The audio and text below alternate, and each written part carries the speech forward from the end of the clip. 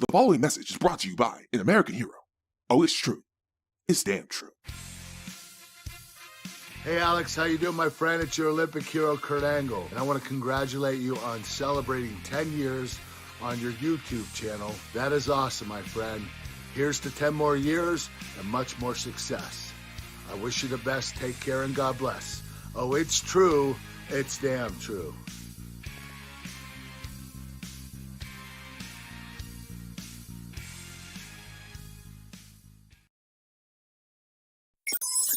Initiating login sequence. Welcome to Alyx's world.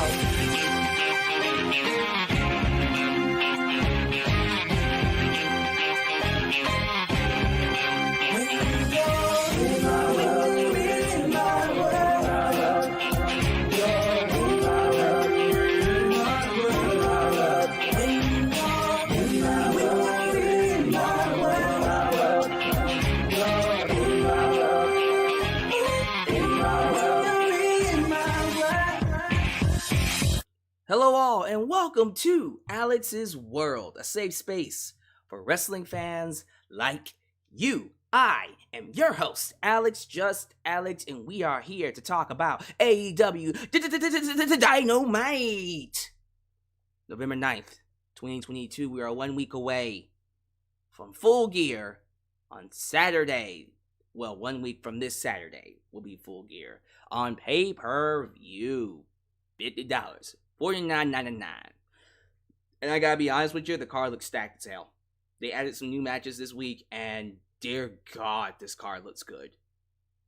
I'll give you credit, AEW. I personally haven't been a fan of the way they've been booking their shows lately. Everything just feels kinda directionless, haphazard, last minute. But when it comes to these $50 shows, they always have a stacked card, and this year is no different. So you can say whatever you want about Tony Khan's booking of the women's division, the booking of the World Championship, Ring of Honor, certain people getting more TV time than others, and all of that is legitimate concerns and legit criticisms. I don't see how you can criticize this AEW Full Gear card. Also knowing that the Elite is returning. Is it that or that? Is it the Elite? Okay, no. I think it's this. It ain't this. This is 3D. Get the tables! Is this. The Elite. By the way, is it the Elite? Or is it the Elite? The Elite. Sometimes I've been getting that wrong. I think I've been saying it the right time all this time. Sometimes I just be confused.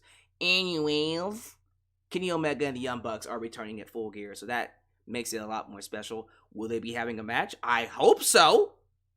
Why not do a trios title match? Hell yeah. Pac and the Lucha Bros versus the Elite. I'm there. Just book the match. Let's go. What are we wasting time for? Built-in story too, with the Death Triangle falling apart due to morals. You know, Pac wanting the Lucha Bros to cheat and them going, nah. And then you got the returning original winners, inaugural winners of those belts. It makes sense for that to be the match at Full Gear. I hope they do it. Let's go. Let's get it. I'm excited. They do that match. Oh my God, this card is all the way done. We also had a lot of things get started tonight. The World Championship Eliminator Tournament began. We saw Ethan Paige sadly defeat Eddie Kingston. You know, he had help. Eddie had the victory. Ethan Paige did tap, but due to some outside interference, Eddie Kingston was screwed, and Ethan Paige moves on in the tournament. And he is the odds-on favorite to win it. I don't want him to win it. I think Ricky Starks deserves it more. No offense, Ethan Paige, but you're not going to be a bigger star than Ricky Starks. I think Ricky Starks versus MJF is the match to do. But I guess there's a built-in storyline with MJF and Ethan Paige anyways. So we'll see how that goes. I don't know how this is going to turn out, but I personally would rather it be Ricky Starks that wins. Because if it wasn't going to be Eddie Kingston, Ricky Starks is the next one. That's how I feel, if anything else. We had the big announcement that everyone's talking about. That being Saraya, aka Paige, is finally 100% cleared to wrestle. After almost 6 years of being out of the ring. After being told, like Bryan Danielson and like Edge, who I think had the exact same injury, or at least a similar injury that put them out. After being told she will never wrestle again, Saraya is going to wrestle at Full Gear against Britt Baker. DND, Dr. Britt Baker. Man, that's huge. Massive. And I'm happy he did it at a show that we had to pay for. By the way, I think Full Gear sold out. If it wasn't sold out, it is now. After that match was announced. Those tickets went literally in 10 seconds. The moment they said Saraya is coming back, gone. So I think that's huge. And if you don't think that's huge, I don't know. I don't know what your logic on your views are, or what your views on wrestling is. Because to me, this is a woman that was told she would never wrestle again at the age that she was at. And now she found a way to come back. So I'm happy for her. The match is going to be awesome, by the way. What a better opponent. What other opponent would she have faced? The right opponent to me was, in fact, Britt Baker. So I'm excited about that match. That's going to be freaking amazing. I think it's going to be great. I can't wait for that. Other things took place on this show. We had another outstanding main event. Bryan Danielson versus Sammy Guevara in a 2 out of 3 falls match. That was just balls to the walls craziness. People gotta give Sammy his credit. You can hate him on Twitter. You can hate his relationship for whatever reason. I don't get it. Twitter I get. He be saying stuff he shouldn't be saying. But his relationship with Ty Conti I don't get. At all. It doesn't harm you. But regardless of how you feel about him off screen, give him his credit on screen.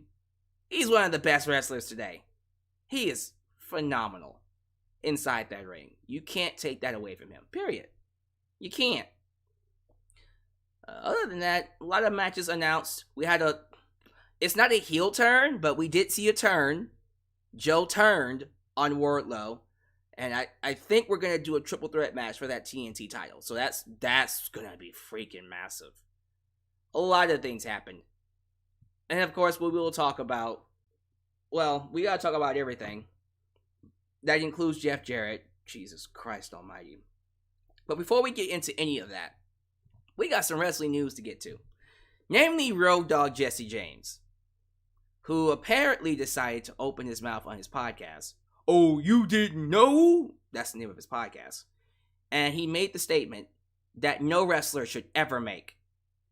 And that is Bret Hart is not a great wrestler.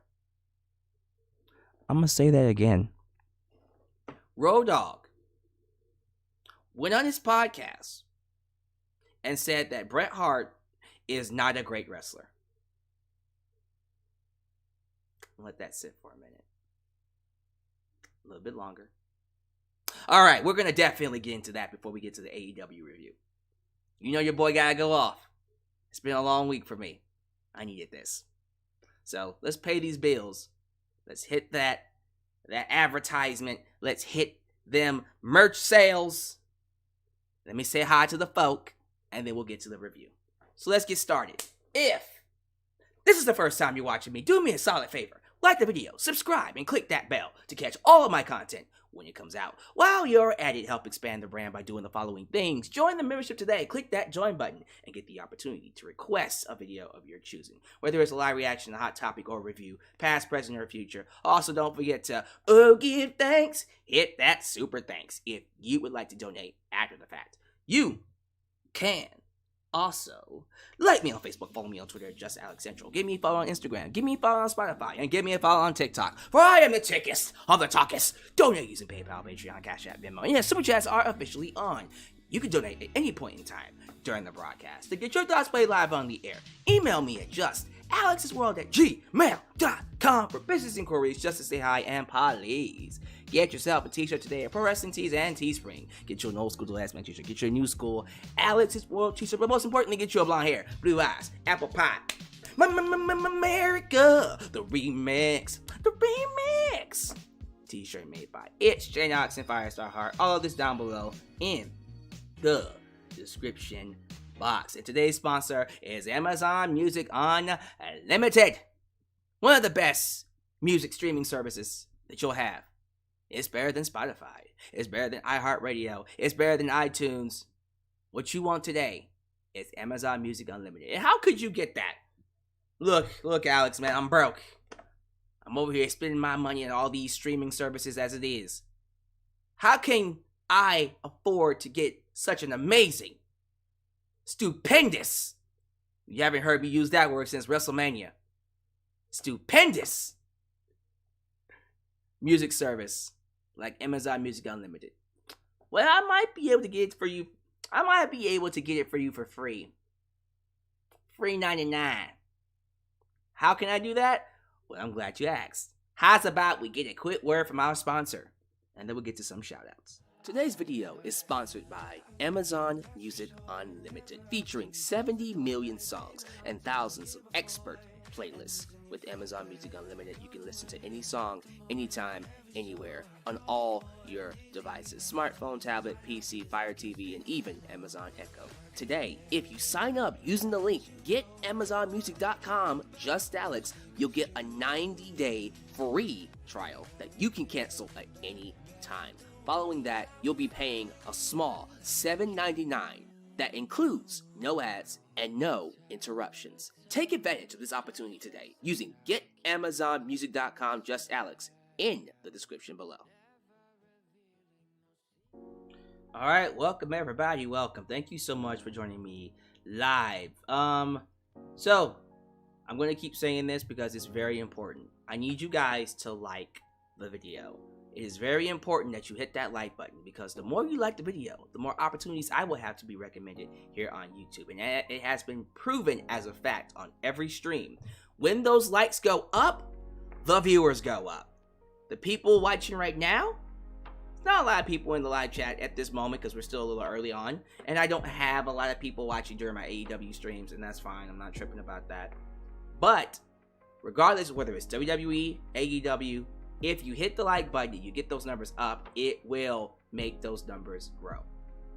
So let's test that theory. We're currently at 45 likes. 45 likes. Get the likes up. I'll check back with you in a second, and we'll see where the numbers are at. While you're at it, show some love to the moderators. Ultra, Sean Nice, and Firestar Hart, Alexa, Demian, guys, and the Hawk, who will keep this a safe space for wrestling fans like you. And let me just go ahead and hit up these lovely people here in the live chat. Thank you so much to the following people for joining me. We got Pimp Boy BK. He's already had enough of Jeff Jarrett. JEFF JARRETT. I don't get it either, man. I don't get it either. Rick Rosar, Big MGM, Janelle. That's a new one. Janelle, what's up? John Bill II, Mr. Anthony Wad. Welcome, sir. We got Big MGM, and then, of course, Khalil does everything. Everything! Everything! Well, that was aggressive. You saw that? You saw that? That power punch? Everything! It's a Bruce Lee power punch with that one. Zane Savage. You know what, Zane, I've seen you for a while, so I'm gonna go ahead and give you your tagline. It's gotta be something related to Randy Savage. What you mean, Zane Savage? Oh yeah, dig it! A little too much. They call them Zane Savages. The cream rises to the top. They call him Zane Savage. Oh yeah! Let me play with it. I'm gonna play with it. We're gonna get you a tagline. I need you to show up every stream so I have a chance to play with it. But for right now, they call him Zane Savage. Oh yeah! Dig it! That's what we're gonna go with for right now. John Beal II. Did I give you 2? Congratulations. You got 2 shoutouts because you're special. Paid Enthusiast, Joseph Winters, the Cerebral Assassin, Christopher Carter. We also got former YouTube member, of course, YouTube Super Chat champion and YouTube member, nicknamed Mai, who has been lurking in the corners, looking to see if he's ready to get that belt back. He basically told the current champ that to keep his belt warm until the Royal Rumble. It's gonna be quite a Royal Rumble season. I'm excited. Nelly Nell, JJ Bulldog. We also got, if I'm not mistaken, Higurashi. Yep, Higurashi. I think I saw Anastasia Radcliffe. Let me scroll down a little bit. Anastasia Radcliffe. Shadow Star. Colonel H. Stinkmaner. Did I say Paige Enthusiast? I feel like I did. I feel like I'm repeating people's names now. I didn't say Xavier Jackson. I sure didn't. I didn't say... I don't think I said Ronald. So, Ronald or Lana. So, you were here before, and I still don't think... I still don't think if I'm saying your name right. I don't think I'm saying it right. Let me know if I'm saying it right, Ronald. Can we not be wrestling negative talking about Road, Triple H, HBK not kissing their butts? Not quite sure what he was trying to say there, but I gotta call him out. Alright, let's do 3 more. Let's give these last 3 shoutouts to Jamarcus Williams, Wrestle Spider, Wrestle Spider, and then of course, Gerbert Green. Do you think it is a plan to be quiet about Punk to not completely burn the bridge with Punk, considering that approach is one of the things that enticed Punk there in the first place? Oh, well, I think they're staying quiet about Punk. Well, yeah, I think part of it is they want him to stay. I think AEW doesn't want him to go, but at the same time, they can't bring him back right now because everyone's pissed at him. So I don't know. It's going to be crazy. But yeah, we'll talk more about that as time goes by. So let me see. Let me see if we test the theory here. All right. So we were at 45 likes, right? And I think we only had like 50 viewers. Just about 50 viewers. It was low. All right. 45 likes increases to 52. Now we have 72 viewers. I'm telling y'all. I'm telling you, when you like the video, it actually does help my channel get more viewers. It is important that you hit that like button. You want more people in here? Hit the like button. But yeah, let me go ahead and pause super chats for a second. Let me go ahead and get things started. We're gonna hit things up first with Road Dogg. Oh, you didn't know? Saying some blasphemy. We're gonna go ahead and hit that up first. Let me pause super chats. I don't think we even have super chats yet. Well, we'll get to them later on. Alright. Let's get things started. Road Dogg Jesse James. Those of you who don't know. Oh, you didn't know?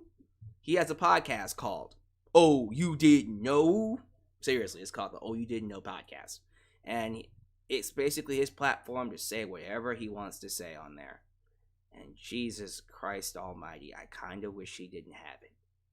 Because look, I don't hate Brian James. I don't even think he's a bad person. He seems like a really cool guy.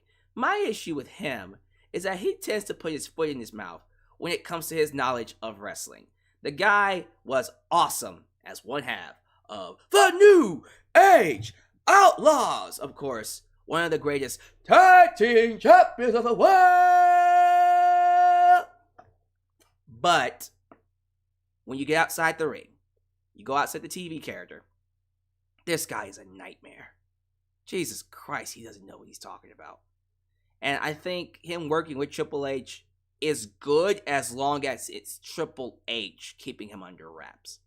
But if you give this guy the key to the castle, oh my God, this thing's going downhill. Look at SmackDown in 2017 to about 2000 onward. It just never got better.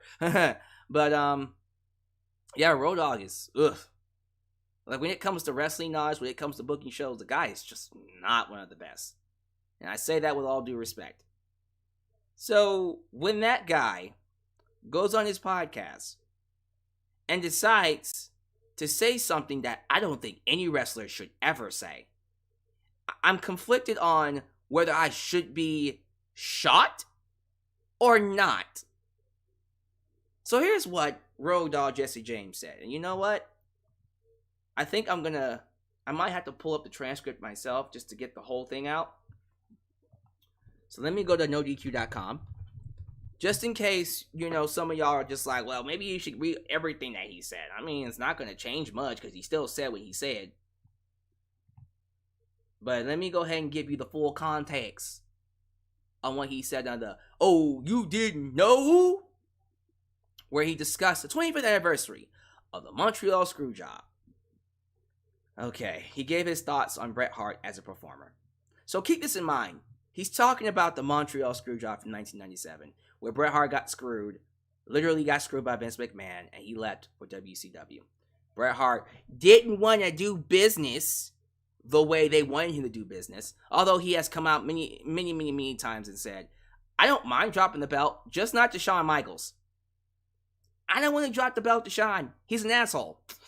And Shawn was an asshole. Shawn would tell you he's an asshole. He was an asshole. I don't know if he is an asshole. He seems like he's a cool guy now. I'll find out one day. He's not an asshole. But he was a complete jerk in 1997. And Bret Hart literally told him, anybody but Shawn. Anybody but Shawn Michaels.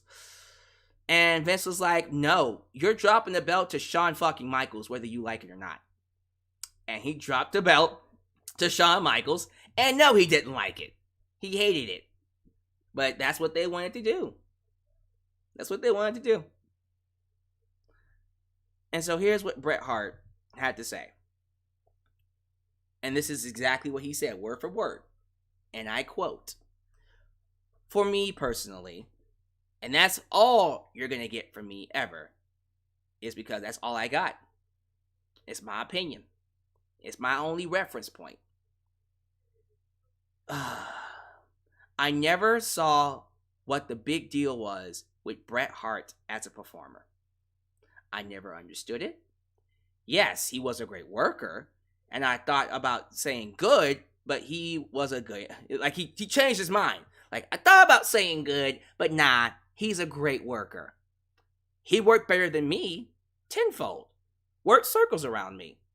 Don't ever think that I've told anybody I was a good wrestler, because I haven't been, and I'm not a good wrestler. And if you listen to my podcast, you know that's true. I don't think I was a good wrestler, but I also don't think Bret was a great wrestler. I think I was a better sports entertainer than Bret was, and I think that's where the money is.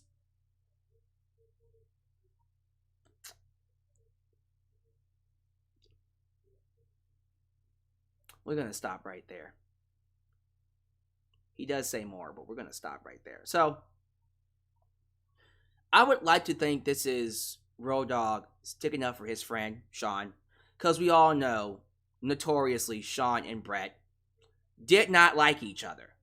Completely formed a rift in the locker room. Those who liked Shawn hated Bret. Those who liked Bret hated Shawn. Now, you can sit here all day and tell me which one was right, which one was wrong. Quite frankly, it's ridiculous when you think about the people who were split down the middle. Both of them were legends, are legends, because they're still alive. And they're not wrestling, but they still contribute to the wrestling business. So they're still legends. Doesn't really matter whose side you're on. As long as they're still there, everyone makes money. I just think it's funny that we're now at the point where wrestlers are now saying people were just never that good. For you to be able to say Bret Hart was not that great of a wrestler, first off, let's talk about how great Bret Hart was. Bret Hart literally created a new style of wrestling. So, back in the day, back in the golden age of wrestling, when you had the Macho Man Randy Savage, oh yeah, and the Hulkster, brother, and that's the button. Wait, did I almost do a Hulk Hogan impression and had him say Stone Cold's reference? Stone Cold's catchphrase. Oh, what you gonna do, brother?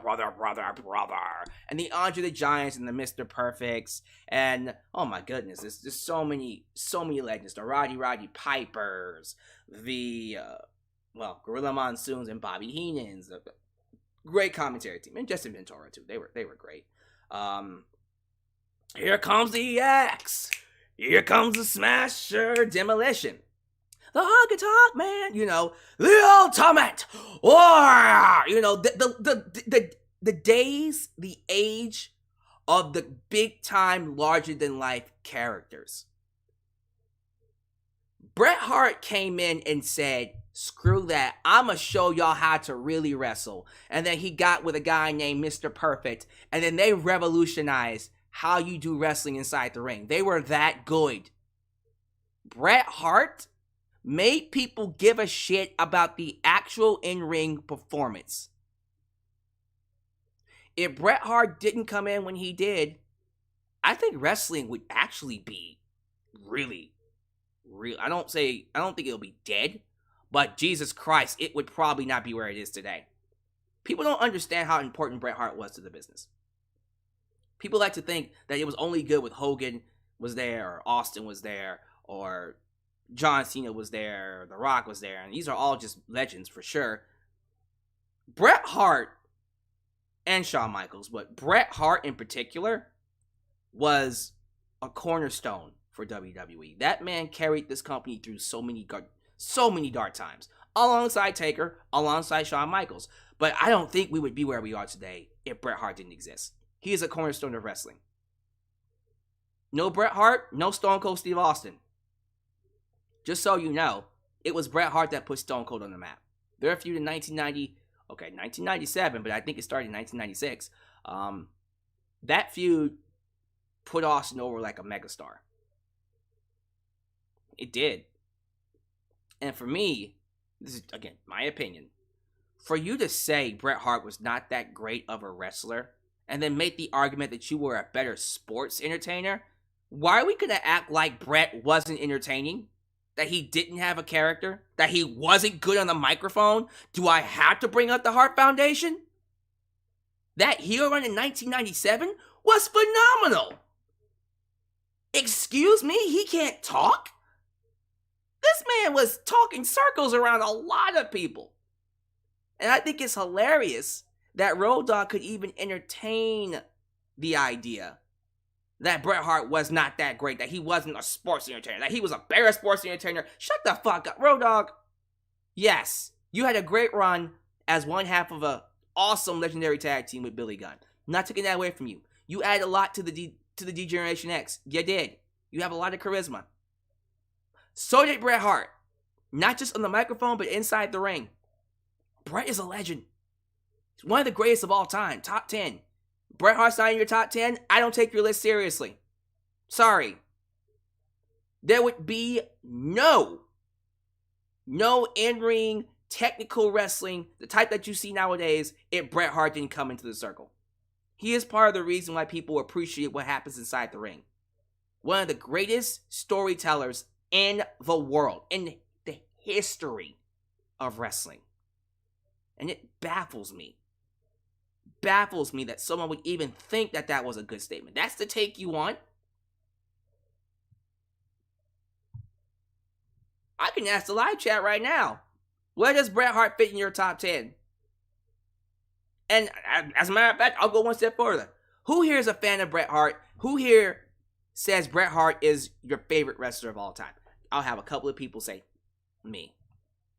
You ask the wrestlers, who's your favorite wrestler of all time? I guarantee you, I won't say 8 out of 10. A good majority of them will say Bret Hart. Ask FTR, who's their favorite wrestler? Bret Hart. Bret Hart made you care about what took place inside that ring. And I'll be damned if Road Dogg decides he wants to, get some clout off of saying Bret Hart sucks because, well, Shawn Michaels is my buddy. And if you're not on Team Shawn, you're not, that kind of bullshit. Let me see what else he had to say. He says, so I always thought that he should have done business and done what was right. This is going back to the Montreal Screwjob. When Bret Hart decided not, or he didn't want to drop the belt to Shawn, and they screwed him. He continues, but I never looked at him like, if we lose this guy, we lose the war. I never thought for one moment Now, I can understand people who are huge Bret Hart fans going, screw you, Road Dogg, you suck. Yeah. Excuse me, Bret Hart not being a great wrestler? Like, what would possess you to even think that was not going to go over what? Okay. All right. You suck. He's like, okay, I do suck. Now what? We still get to my feelings, which is I never thought he was that great to begin with. So it wasn't that great of a loss when we lost him for me personally.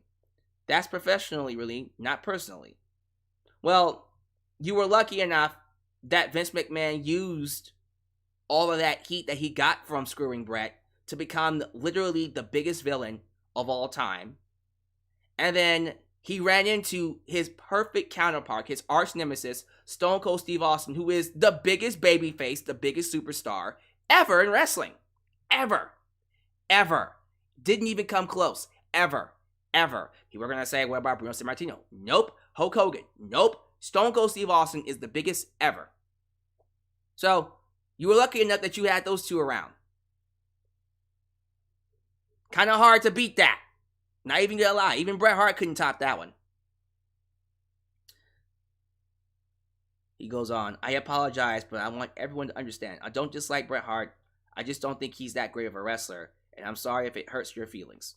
And we're going to be done right there. Look, you have to be a special type of you-know-what to think in all sorts of ways, in any way of looking at wrestling, that Bret Hart is not a great wrestler. I don't even think, because I have to go back through the list of all my favorite wrestlers of all time. The Rock loved Bret Hart. Oh my goodness. Loved Owen. I think it's kind of hilarious that as much as people love Bret Hart, they loved Owen Hart even more. For good reason. People say that he was the best of all the Harts.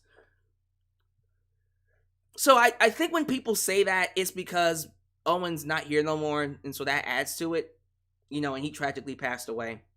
I still think Bret is the golden goose and always will be the golden goose of the Hart family. That's just my personal opinion. But, like, every legend, even Shawn Michaels, Ric Flair, Taker, Austin, Hogan, even Hulk Hogan. Hulk Hogan, here's the thing. Hulk Hogan thought Bret Hart was so good. He was so good that even he said, I'm not getting in the ring with him. He'll expose me. Hogan literally played politics to not wrestle Bret Hart. That's how good he knew Bret Hart was. Hulk Hogan did everything he could to not get into a match with Bret Hart because he knew Bret Hart would expose him. So Hogan knew Bret Hart was good. Not good, but one of the best of all time. Triple H almost patterns a lot of his style similarly to what Bret Hart does. Even though he hated his guts for a good reason because Shawn hated him. But yeah, Bret Hart and Triple H are almost neck and neck, very similar in styles. I think about people like Mick Foley, who does nothing but praise Bret Hart. Chris Jericho fucking adores Bret Hart. Come on, Canadian. Come on. It's like all the greats have nothing but great. CM Punk models his style after Bret Hart. All the greatest of all time literally model who they are and do nothing but praise Bret Hart. So why does Road Dogg Jesse James think? Because he said it, that means it's true. Yeah, I think this guy is just saying it to get attention. Seriously. Bret Hart is one of the greatest of all time, bar none. He is a phenomenal wrestler. Not a great wrestler, but a phenomenal wrestler. Period. End of story. I don't give a shit how you feel about the Montreal Screwjob, what took place 25 years ago. Think about that all you want. But it takes a very special person to say Bret Hart's not a great wrestler. And this person is in charge of WWE, or one of the people in charge of WWE. New rule. If you think Bret Hart's not a good wrestler, you shouldn't be running a wrestling show.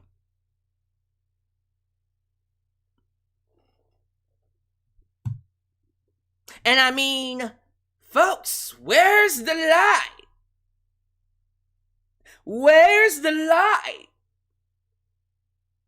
Even freaking Bobby Fish, of all people, models himself after Bret Hart. Give me your thoughts down below. The hell? Is this what we doing now? Just randomly saying people suck for attention? Look forward to seeing what y'all have to say. AEW Dynamite. The show tonight was good. Much better than last week. Oh my god. I still remember last week. That show was... I was baffled with how some of the segments did not go over very well. Not good whatsoever. And I was just like, oh my goodness, AEW, what's going on? And I had one of my biggest rants on that show in a long time. So this week was so much better. But overall, just a good episode. I think the best part of it, well, okay. The best wrestling match was the main event. Thank you. Bryan Danielson versus Sammy Guevara. 2 out of 3 falls. The best segment was Saraya and Dr. Britt Baker, DMD, where Saraya announced that she is indeed cleared to wrestle. So, I'm not going to go in order. Just going to kind of jump all over the place and get my thoughts on the show and just go from there. We got to start things off with the big news. Saraya, Paige being cleared to wrestle again. This is huge. This is massive. That girl gave it all up. She gave up. She gave up on ever wrestling again. Drove herself into a deep depression. Drugs, alcohol, abuse. She didn't abuse anybody. She was abused. She spiraled after she lost her career. And we were all worried, like, this girl's not going to do very well. We got to get her some help. We got to keep 24/7 surveillance on her. And it wasn't looking good. But then, I think around 2018, it had to have been at least 2018, she just decided, you know what? Fuck this. I'm going to work my ass off. I'm going to get back inside the ring. So, next thing you know, we're seeing her tweet and tease, I'm going to come back. I'm going to come back. And then years go by. I'm going to come back. I'm going to come back. Years go by. We don't see her on TV because Vince McMahon apparently just I guess they were just scared that if you sneeze on her, she would get injured or some shit. They didn't even want to make her a voice, a manager, a mouthpiece for anybody. Like Ronda Rousey. Then in 2022, when her contract expired, Saraya took a chance, left WWE. It came to AEW. Got a massive pop. Huge pop at Grand Slam. No one saw that coming. And then now here she is. The moment she showed up, the moment she walked into AEW, I told y'all, and I even remember saying this, there was only one reason she came to AEW, and that was to wrestle. If she couldn't wrestle, she wouldn't be here. She would still be back in WWE. She only came to AEW because she knew that Tony Khan would let her wrestle. She had to go through some tests, and apparently 100% cleared. She did it. She's 100% cleared, and based off of that segment with Britt Baker, she's going to wrestle. And she's wrestling next Saturday at Full Gear against Britt Baker. Wow.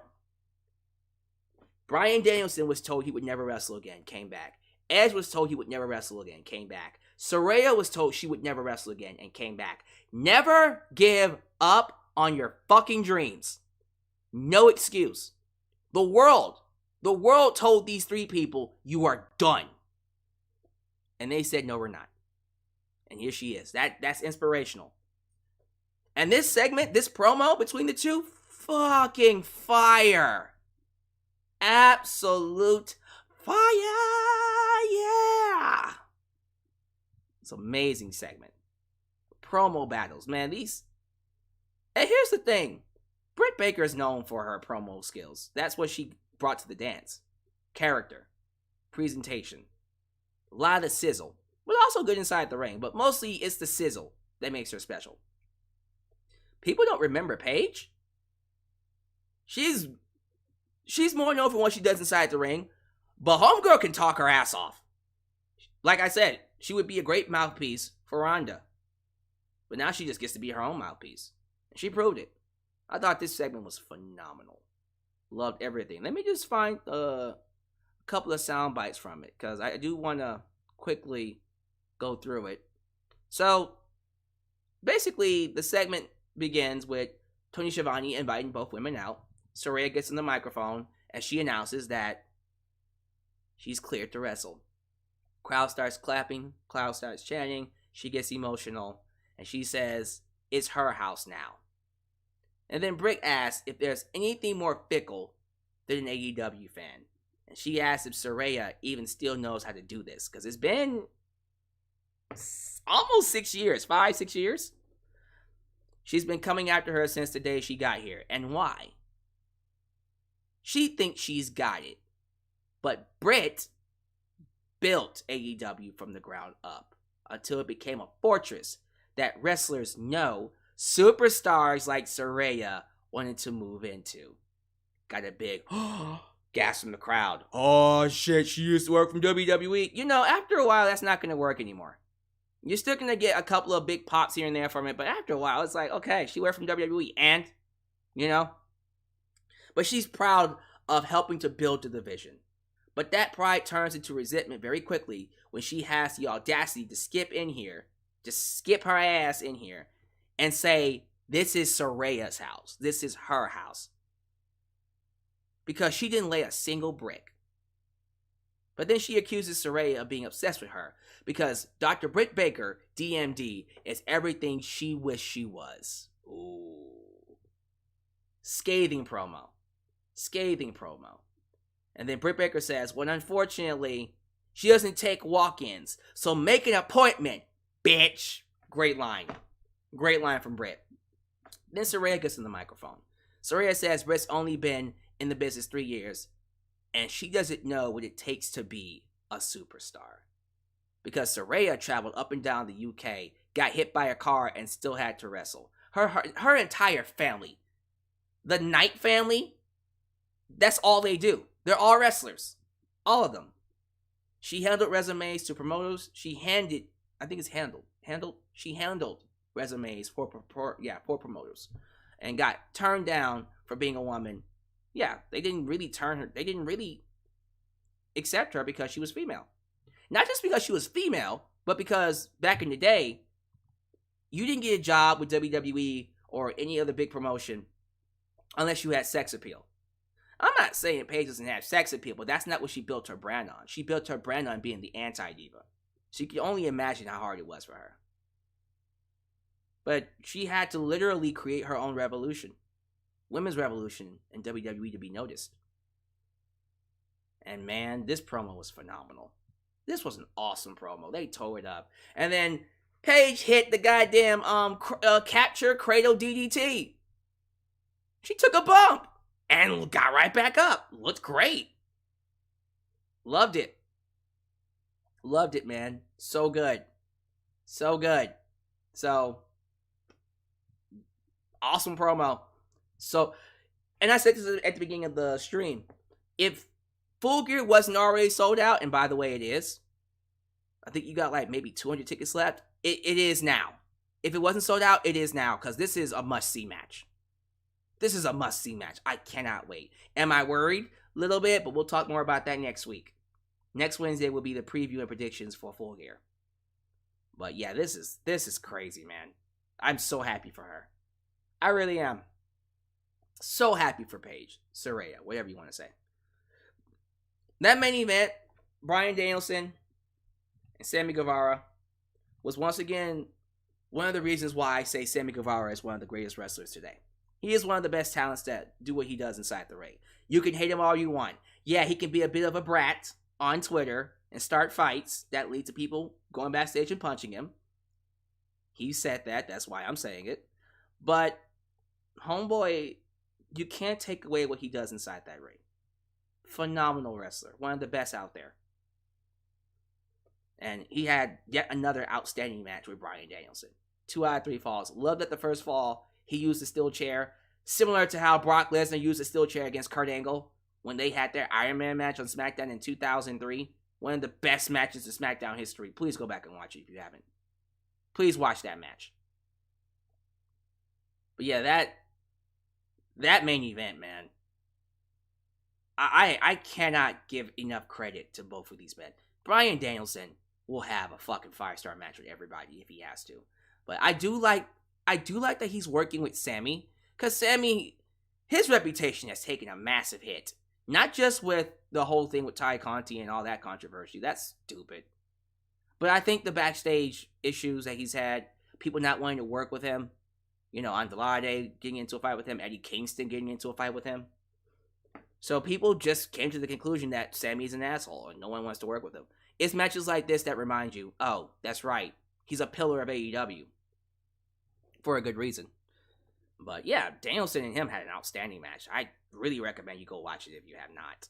Bryan Danielson does win, and he won with the Rings of Saturn LeBell Lock. Like, it was a submission that had 2 submissions, a Ring of Saturn and a LeBell Lock. It looked fucking amazing.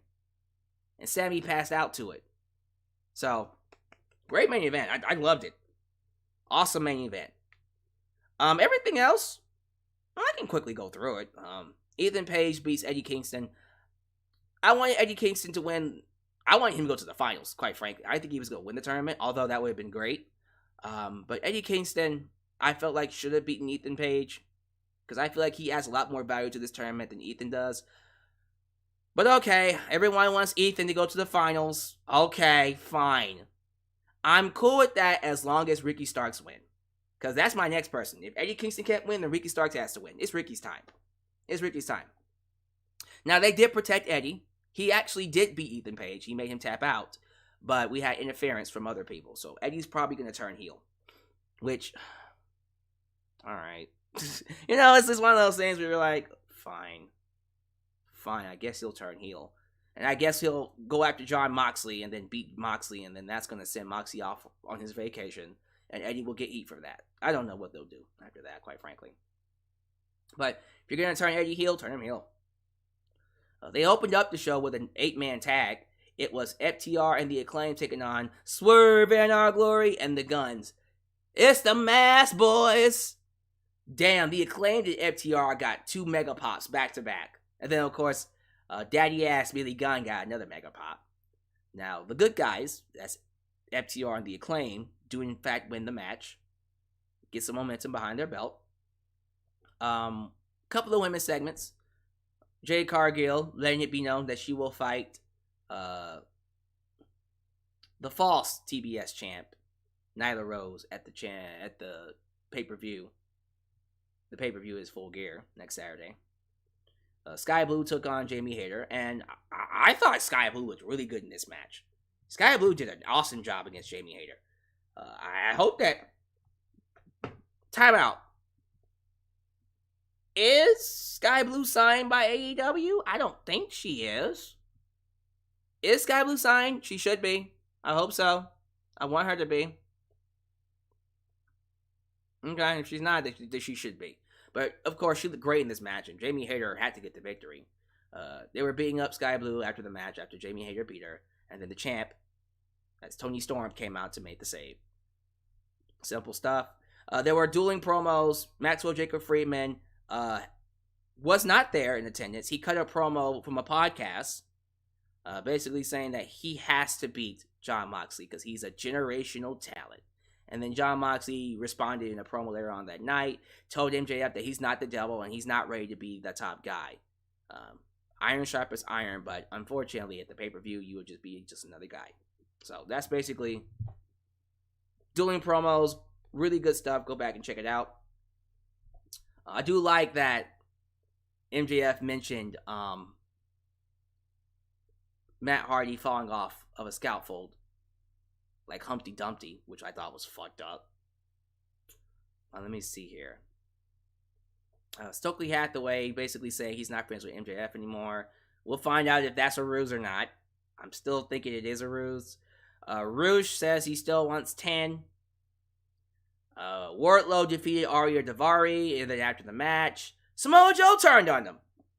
He called out Powerhouse Hobbs to fight him for the TNT title because he really wants a challenger.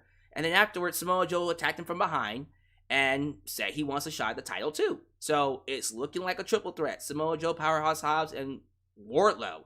Holy shit! That's going to be a hell of a Hoss fight at the pay-per-view. Can't wait for that. Jay Lethal beats Trent Beretta. And then we... So... And the only reason I'm talking about this because it does lead to a match. After Jay Lethal beats Trent Beretta, we see Sanjay Dutt, Satnam Singh, and Jay Lethal go to the top of the stage. And they invite out Jeff Jarrett. Jeff Jarrett gets on the microphone, and he says after 1 million views of his debut, the question is, why is he here in AEW? When a friend calls, a friend shows up, and that's exactly what he did. And I'm hearing him talk, yap, and I'm getting flashbacks to TNA. And I'm like, oh my God, why is he here? He's adding nothing to the show. All he's doing is exactly what he did to TNA. He's just getting heat.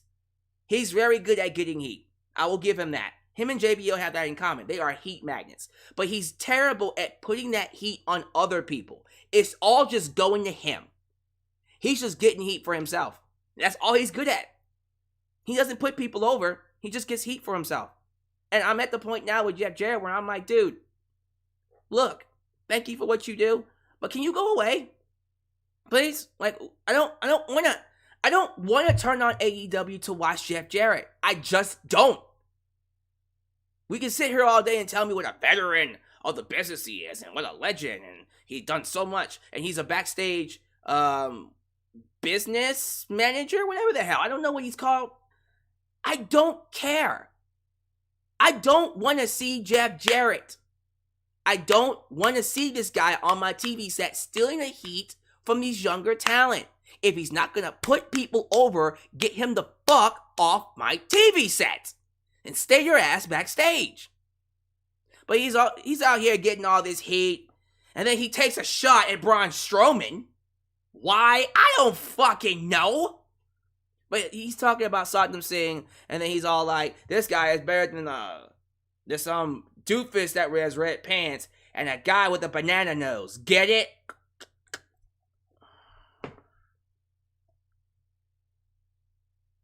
See, he even made that not cool. Like, taking a shot at WWE is literally the easiest way to get over with the audience. But if you can't make that work, you really suck. But yeah, he makes it official that it's going to be Darby Allin and Sting versus Jeff Jarrett and Jay Lethal at the pay-per-view. Awesome. Good. I hope you lose so we can move the fuck on. I'm sick of you. I'm sick of him. I'm sick of him. I think he's garbage. You can sit here all day and say he's a good guy behind scenes and he's great for you know, backstage locker room morale and blah blah blah blah blah blah. Yeah. Okay, sure. Okay. Yeah, I don't care. I don't want to see him on my TV set.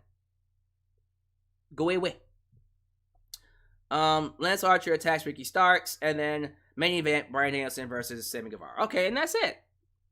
And there you go. That's Dynamite. That's Dynamite for you. Yeah, nothing really else to say. Thought it was a good show. The most important stuff, of course, was Saraya returning, being cleared to wrestle in the main event. Everything else, it was good. It's better than last week, that's for sure. But it's nothing that I think you're gonna write home about. He called it newsworthy. Tony Khan said this show would be newsworthy. It is for one segment. Saraya being cleared, that is huge. So I guess that is newsworthy. But like the show itself, you call that newsworthy? All right. Give me your thoughts down below. Maybe I'm just different. Maybe Britt Baker is right. I'm just fickle.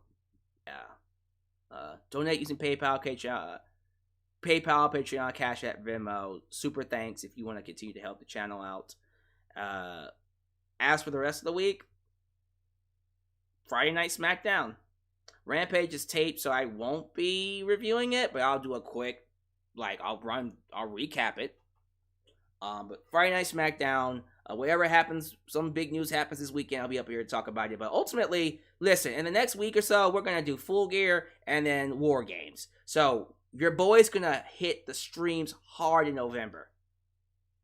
I'm going to hit them hard in November, and then December, I'm taking a break from streams. And everything that happens in wrestling will be recorded. Unless it's something crazy. Because I want to take that month to rebuild. And, you know, I want to use that month to get my channel some time to breathe and work on myself. So, for sure, we'll reconvene with live streams in January. That's Rumble season. So, thank you guys for being here. You guys are awesome.